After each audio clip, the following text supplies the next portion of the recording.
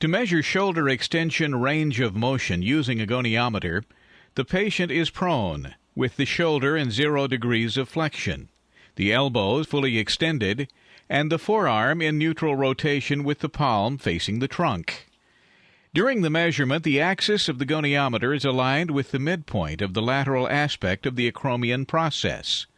The stationary arm is aligned with the lateral midline of the thorax, and the moving arm is aligned with the lateral midline of the humerus and the lateral humeral epicondyle.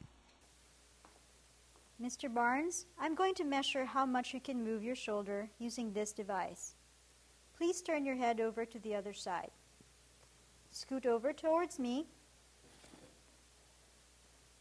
Now when I ask you to, I want you to move this arm up this way and hold it there.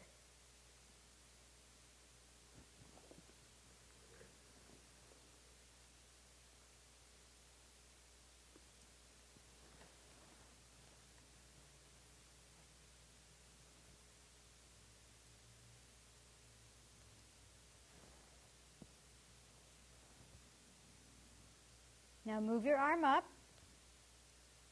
hold it there,